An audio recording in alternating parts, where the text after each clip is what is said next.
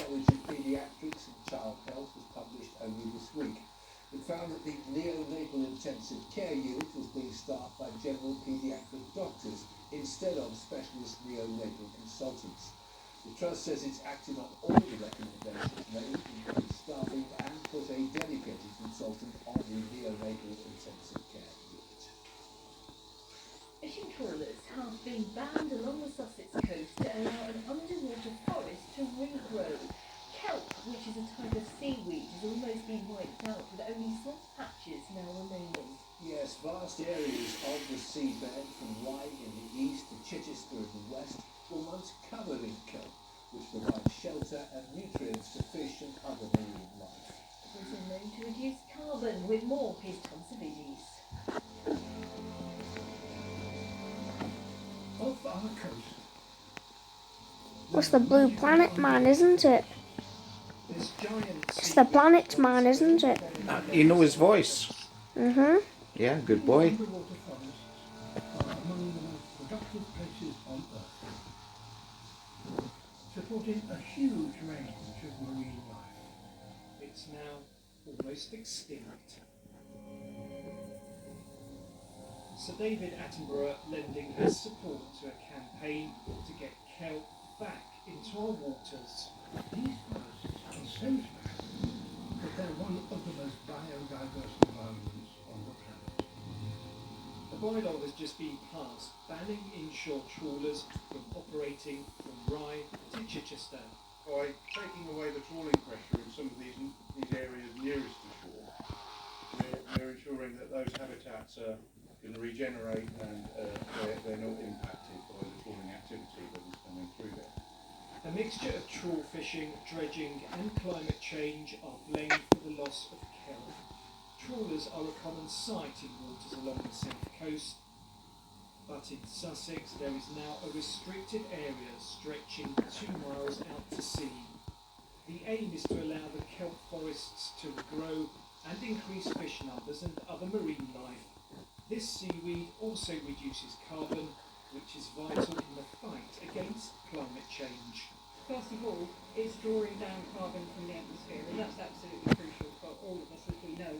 But it also creates habitat within the sea marine environment so that fish, molluscs and all forms of life can thrive in amongst its front. So it's not just about kelp, it's actually about all of the biodiversity that brings with it. 40 years ago, the seabeds here off this part of the Sussex coast were densely populated with kelp. These days, those underwater forests are almost non-existent. Only pockets of this life-generating kelp remain. We rarely see what's happening underwater. For decades, these forests and the life they support have been allowed to dwindle. That process is about to be reversed.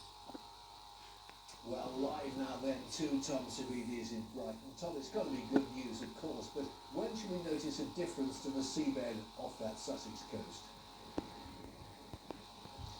Well, I'm told that it could take up to 10 years for that kelp to re-establish itself, because so much of it has been lost over the years. Now, the trawling season does begin in April, and boats will be patrolling the water here and along the coast to ensure that those trawlers do not enter those restricted areas. At the end of the day, it is essential to protect the underwater forests that rely on the nutrients and the fish that hopefully will come back.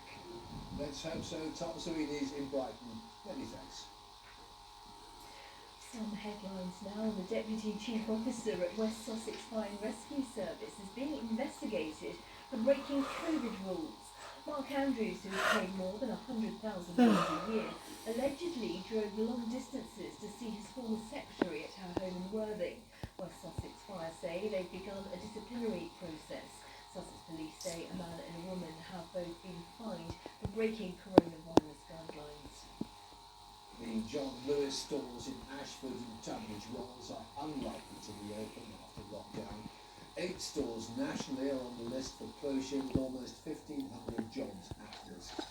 The company says it's responding to changes in the way customers are shopping now. A final decision will be made following a consultation. Okay, laddie, I'll get the old bath done, eh?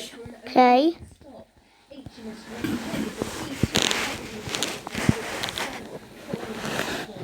usually based in Portsmouth, and is affiliated to Leeds District Council.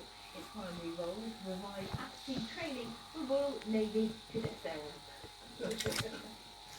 Well, that's claimed 50,000 properties in Kent, Sussex and parts of South London are now better protected from flooding than they were 6 years ago. The Environment Agency says its projects across our region have helped to reduce the risk of many homes and businesses being devastated by the elements. But many of the big ticket